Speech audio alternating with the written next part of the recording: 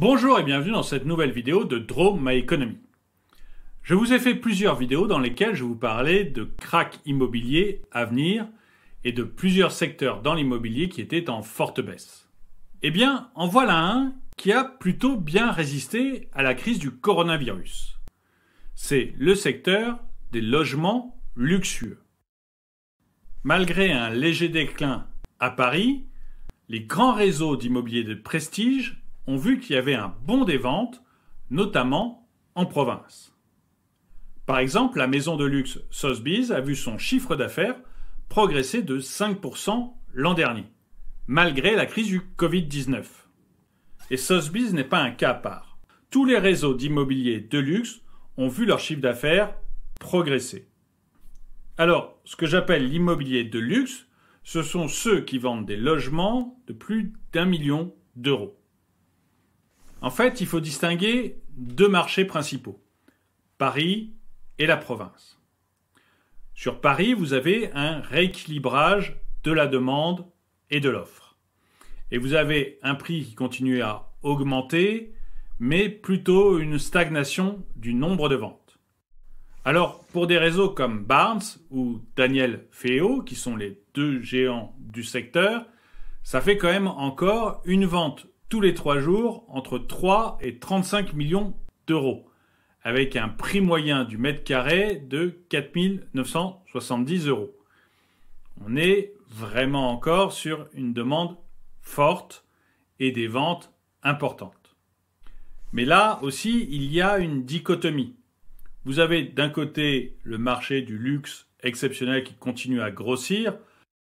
Par exemple, il y a eu une vente record dans la capitale d'un penthouse de 180 mètres carrés avenue Monteil pour 45 000 euros du mètre carré. Mais vous avez d'un autre côté tous les biens qui ont un défaut. Et là, vous avez un marché qui est en baisse de 10 à 15%. Donc, sur Paris, en 2020, un marché stable avec une légère hausse, mais une grosse différence entre les biens qui ont un défaut et qui sont en baisse, voire en forte baisse, et des biens exceptionnels qui, eux, sont en hausse, voire en forte hausse. Et puis, vous avez la province. Alors, la province, dans l'immobilier de luxe, c'est très localisé. Vous avez évidemment la Côte d'Azur, et puis vous avez Biarritz et Deauville. Et sur Biarritz et Deauville, vous avez une envolée de la demande qui compense le relatif déclin parisien. Alors là, selon Barnes et Daniel Feo, c'est principalement dû au fait des confinements. Les acheteurs se sont rendus compte de ce qui leur manquait dans leurs appartements parisiens. Plus de surface, des maisons individuelles, des jardins. Ils sont donc allés vers des endroits pas très éloignés de Paris, comme Biarritz et Deauville. Les acheteurs de l'immobilier du luxe semblent vouloir des foyers plus confortables. Et là, on assiste vraiment à de l'achat d'impulsion, parce qu'il paraît, selon ces grandes agences immobilières, que les ventes se font parfois à 100% en virtuel, sans même une visite du bien à acheter.